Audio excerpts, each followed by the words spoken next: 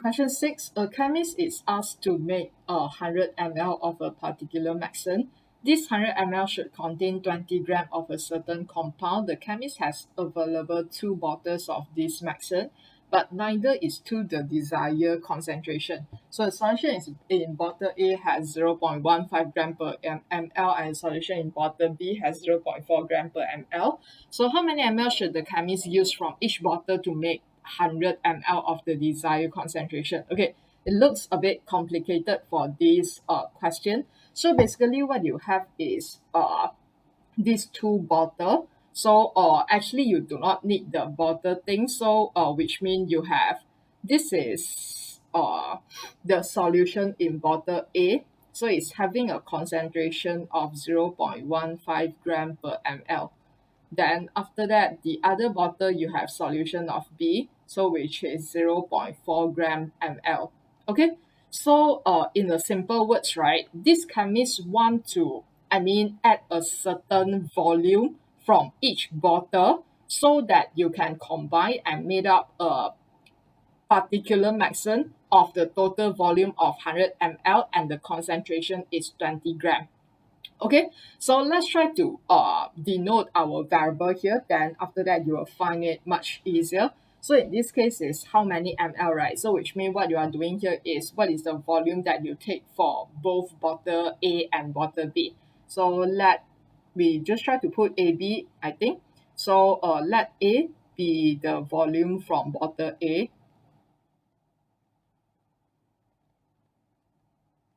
Then after that, B be the volume from bottle B.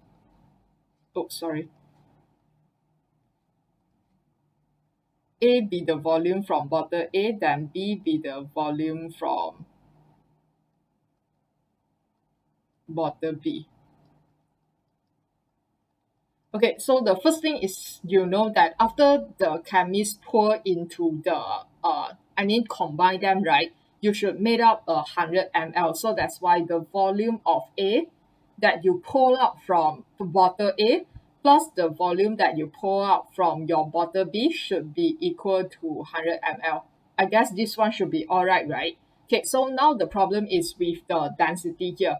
So that's why they have the different concentration. So a concentration meaning like if you pour for 1 ml, then you have 0.15 gram of the substance that you want. So if let's say you pour for 2 ml, then which means it's going to be 0.15 multiplied 2, right? Because per ml is 0.15. So if you pour for 2 ml, then 0.15 times 2. If you pour for 10 ml, then it's going to be 0.15 times 10. So you want a total of 20 gram of the compound. So which means in this case, if I try to pull out A volume from bottle A, then the substance that I have in A, then it will be 0.15 times A. Then the same thing, if I pull out a volume of B from bottle B, then per ml I have 0.4 gram, right? Then I want to find out like how many gram depends on how many volume that I pour out, which is times B. And I should be able to get 20 gram of the full compound. Okay, so I hope that you get what I mean. So which means that when I try to use it to multiply how many ml do I have, then from that, then I'll be able to know how many substance I actually contribute to the medicine.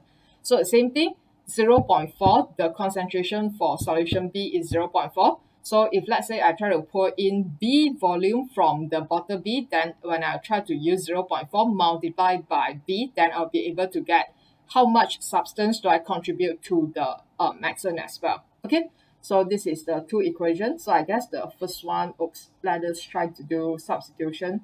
Or let's try to change this first.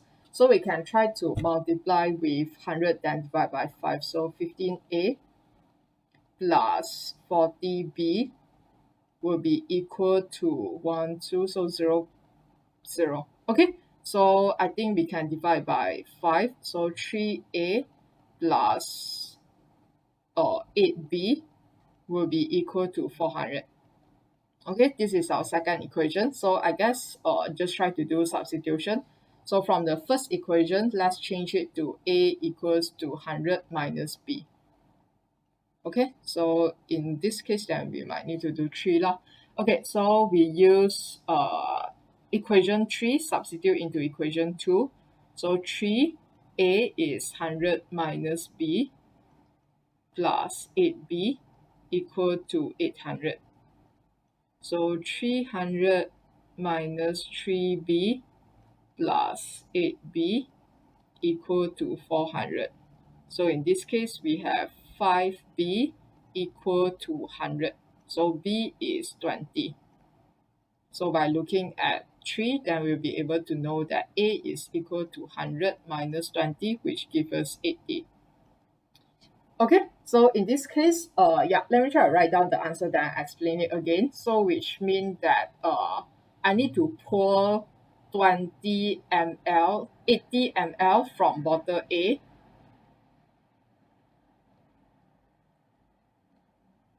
and then 20 ml from bottle B.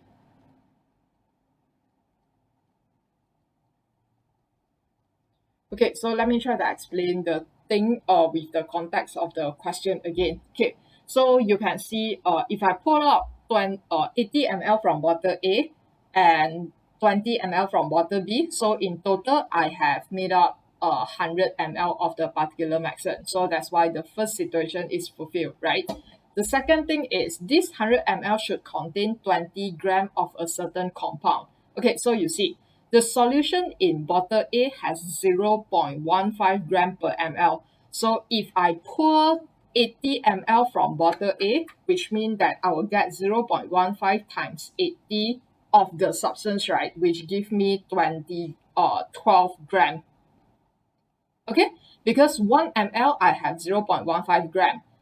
80 ml, then I use 80 ml multiply 0.15, then I know that in 80 ml of the solution, I have 12 gram of the compound. So the same thing for bottle B, 1 ml I have 0.4 gram, so which means 20 ml, then I will be able to have 20 multiply 0.8 gram, which is 8 gram. So you see 12 gram plus 8 gram, which give me that the 100 ml should contain 20 gram of the certain compound. So second thing is fulfilled. Okay, so that's the idea for this question. So you can try to, if you need anything, then you can try to repeat the video again, or else you can try to ask me for in today's tomorrow's lecture. Okay, all right, let's move on to the last example. All right, question 7. So this is a question combining the simultaneous equation and the linear modeling that we learned previously. Okay, so a linear relationship exists between the profit P that the organizer of a concert made, and the N is a number of tickets they sell. So with P plotted on the vertical axis, so which means if let's say you try to plot it, then it will be here is your P and this is your N. So it actually tell you that P is your response variable and N is your explanatory variable. Okay, so the line of this relationship passes through the points 900, 400, 1000, 100, and 1300. The linear equation can be written in the form of P equals to Mn plus C, where M and C are constant. So the question wants us to find the equation of this line in the given form. Okay, so for A part, I'm going to show you two ways that you can try to answer this question. Because for this question is a perfect linear relationship, so you can try to use this method. Okay, so the first one, let's try to use what we have learned in today's lesson to help us to solve this. Okay, so you see, you know that it passes through 2 points, right? So which means it's the 900, 400, and the other one is 1100 and also 1300. So in this case, we can try to come up with two simultaneous linear equations. So we know that P equals to Mn plus C.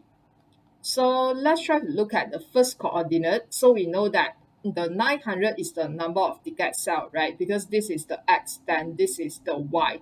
So which means in this case, then what we can try to do, we just do some substitution here. So the profit here is 400. Okay, equal to the M is what we want to find. The N is 900. Okay, and then plus C.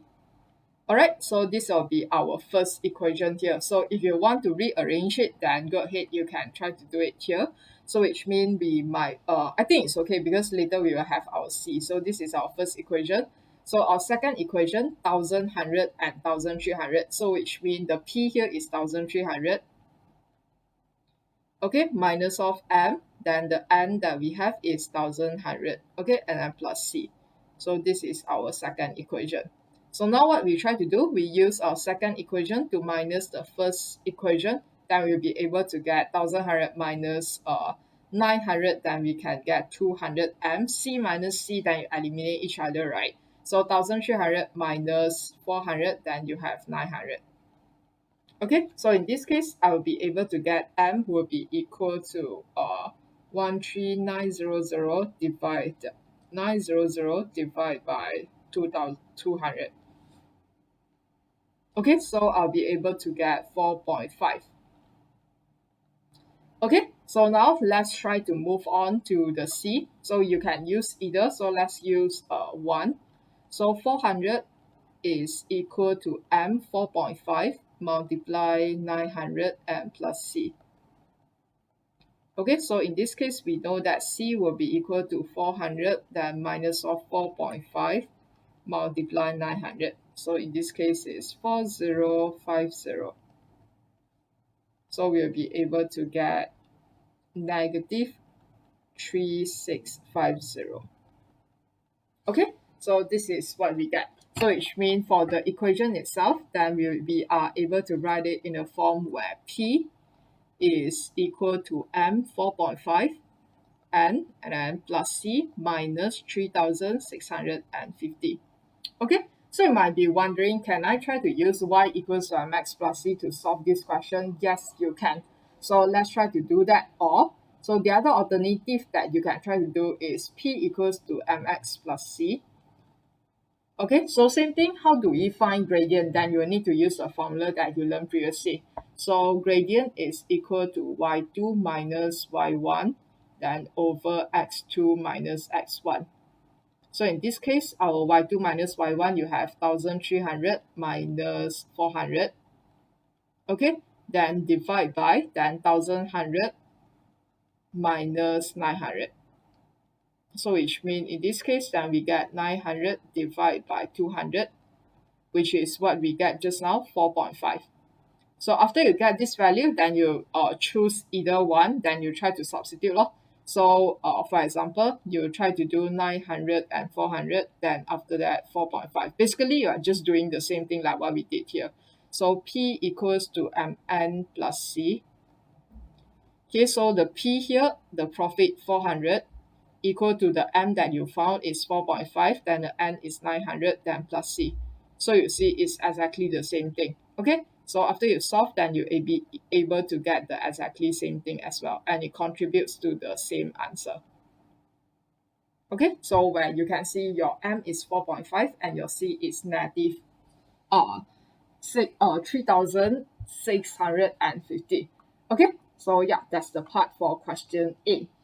Okay, B, what does the value of M tell us in this context? Okay, so this go back to the linear modeling that we did previously. Okay, so the M here is the gradient, right? So for gradient, we know that it tells us that when there's one increase, if your X increases for 1 unit, then how many unit increase in your Y? So in this thing, your X is basically the number of tickets sell. Then after that, your Y is the profit that you have.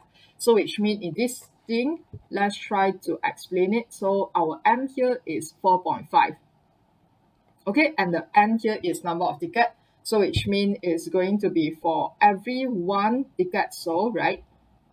Okay, for every one additional ticket sold.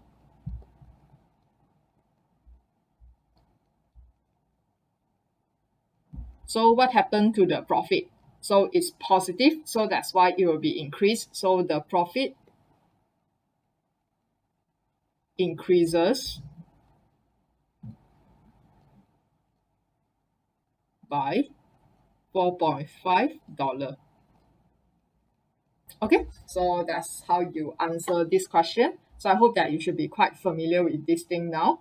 Okay, C, what does the value of C tell us in this context? Okay, so C here is the y-intercept, right? So you can see it's negative 3650.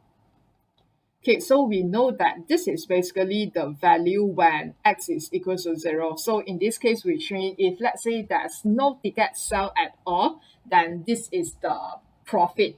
So what is that meant by your profit is a negative value? So which means that the organizer actually undergo a loss. Okay, so that's the idea. So which means in this case, when your C is equal to negative 3650, that means that the organizer, okay, has a loss of 350 if no tickets. So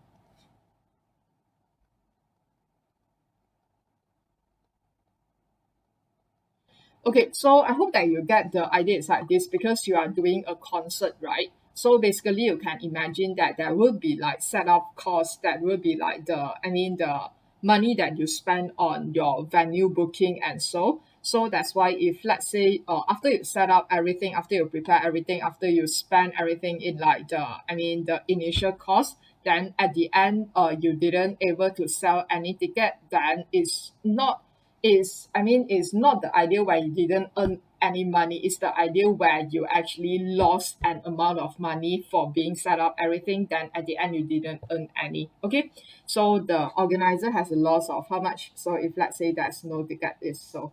Okay, D. So the question asks, what will be the profit when 1,500 tickets are sold? Okay, so this is easy. So which means the number of ticket is 1,500. So let's try to just substitute. So P is equal to 4.5 times 1,500. Okay, minus 3650. So in this case, we have 4.5 multiply 1500 minus 3650. Okay, so the profit will be 3100. Okay, so that's question D. Okay, E, if the concert hall has a maximum capacity of 2,500, what profit will the organizer make if they give away 150 complimentary tickets and sell all the rest? Okay, so which means in this case, you can try to, if let's say you try to give away this number of ticket, right, which means there's no loss, there's no profit. So which means your profit will just based on how much you actually sell at the rest. So which means in this case, the concert hall has a maximum of 2,500. Okay, so sell, so number of tickets sell.